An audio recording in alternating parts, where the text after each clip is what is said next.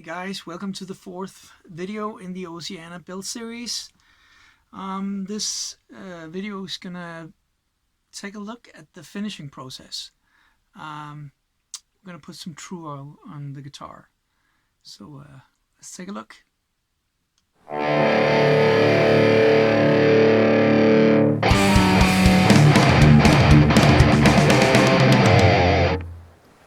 yes, voiceover guy is back. And before we put some finish on the guitar and some color, we need to put it together. Here we are, just getting ready to glue the neck on with some good old tight bond. And having some pressure to clamp it down and some sideway pressure also to make sure that it's in the right place. And yeah, I left it appropriate amount of hours, and here I am just making sure that the bridge will be bolted on, screwed on the right place. This is a wooden bridge, custom bridge that I made from two pieces of ebony and some sycamore veneer in between in a sandwich. And it's a string through construction.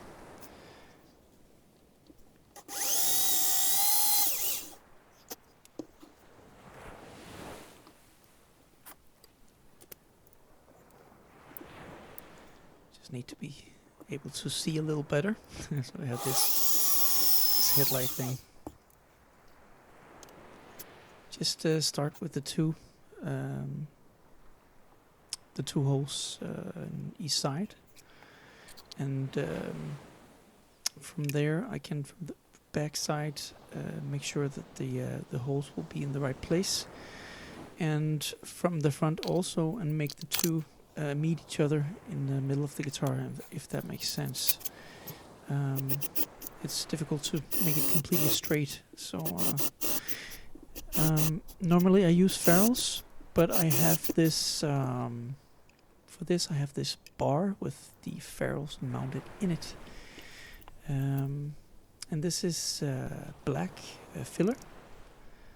I want to enhance the grain on the back and on the sides.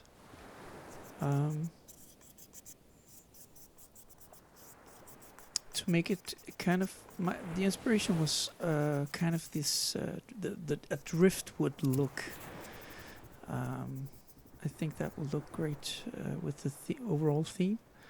And this ash, I love ash. It has amazing grain structure, and these two pieces, it has its faults somewhere. There's a small crack, but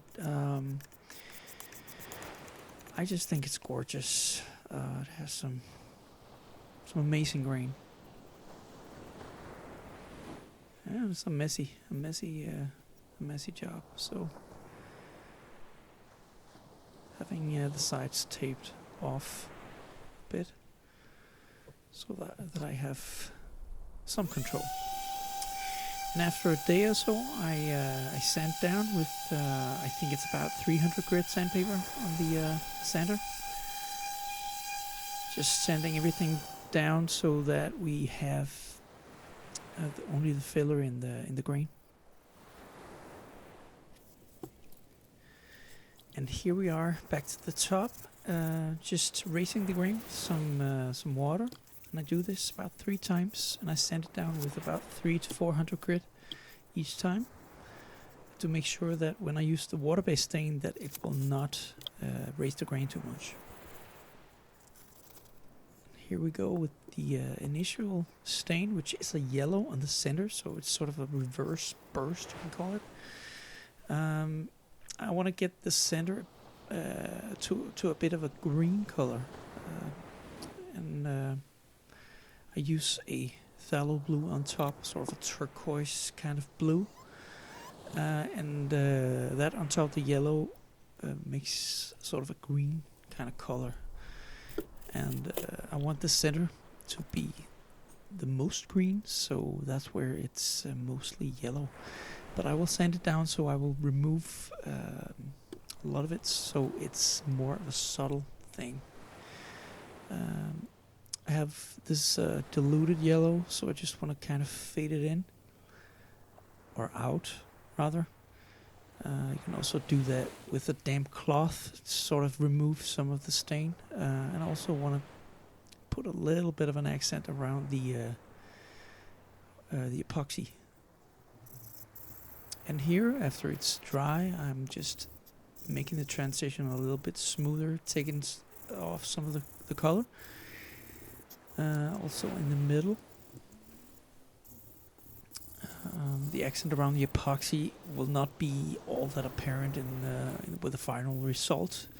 Should have put on a little bit more color, but you can see that in the end. But yeah, here I'm just taking off some of the color, so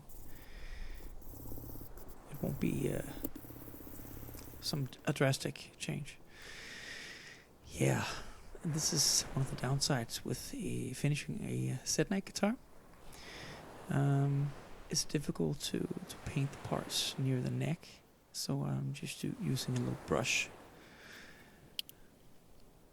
And on to the staining with the phthalo blue. This is Crimson Guitars. They're stunning stains, phthalo blue. And this is absolutely one of my favorite colors. It is extremely vibrant. Yeah, I really love that. And I'm just going across the grain. This is somewhat of a stain, not a stain, a flame maple top. And to avoid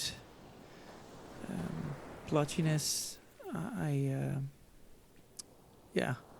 put the stain on this in this direction, so it goes with the flame in the grain.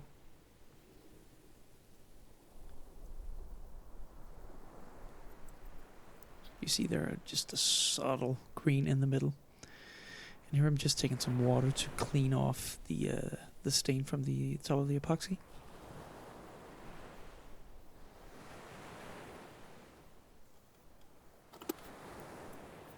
And here we are with a small razor blade. It's a faux binding I wanted on this, so I'm just removing the color,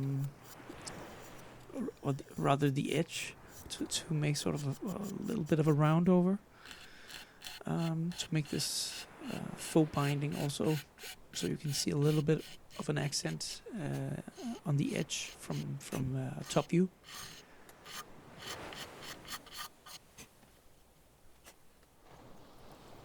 It's just one of those things that just makes it pop a little bit more.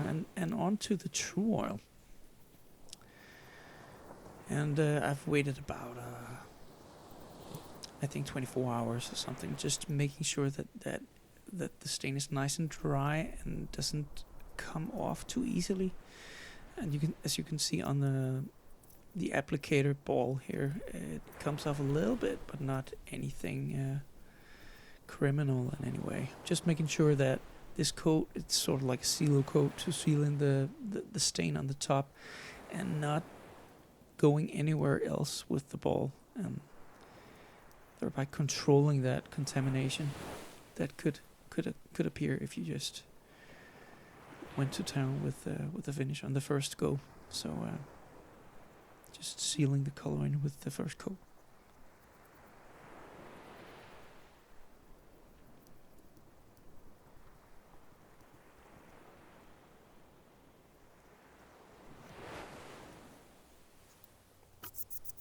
Yeah, and just knocking down any of the dust that sits in the surface before applying the next coat.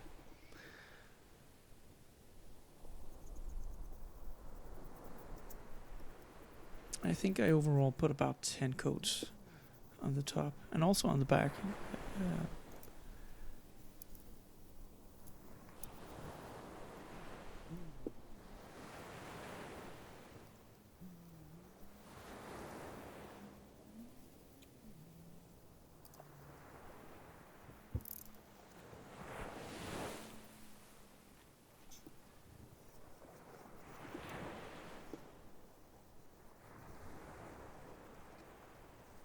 kind of like that look. The sort of driftwood kind of look. I think it sort of made the whole thing come together with a little bit of black connecting to the black in the neck, the ebony neck, and also the black sandwich piece of veneer in between the top and the back. And yes, the headstock also needs a little bit of finish.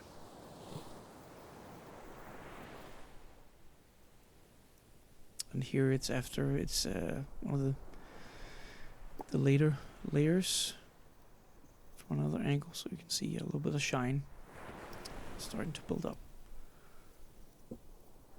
And you can see the bubbles in the epoxy. Ooh, the bubbles.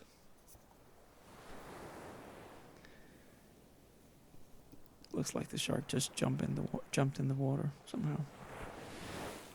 Yeah. And while the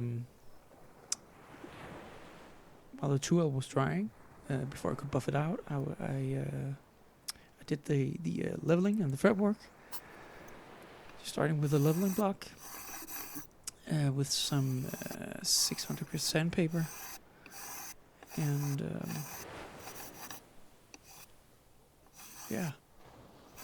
making sure that is nice and level. Before this, I also rounded off the edges.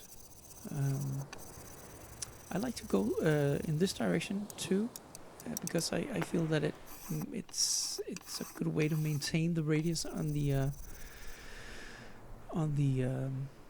frets. And here we go with the crowning. Some more Sharpie on it.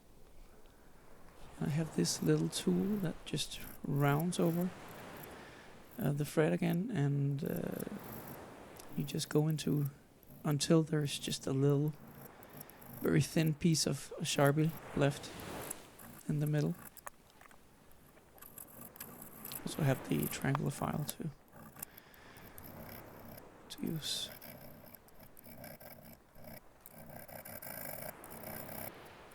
Sort of like a diamond file, a round diamond file, this is. And polishing the frets with 3 different grits of fret rubbers. Before using a Dremel tool, a rotary tool with some swirl remover polishing compound to make them nice and shiny. Oh, shiny. Yeah, I was happy about those frets. And here I'm wet sanding to make the surface nice and flat before putting on 3 types of polishing compounds. I'm just using an eraser as a polishing block, not a polishing block, sanding block, with some very fine sandpaper. I'm starting with the medium compound, using one cloth to really work it in, and a clean cloth to take it off. And you do this 3 times and end with the swirl remover, which is a very fine compound. And you get a very shiny result.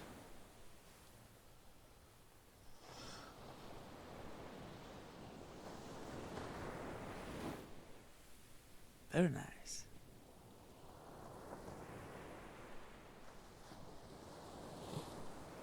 Yeah, I'm very happy with that.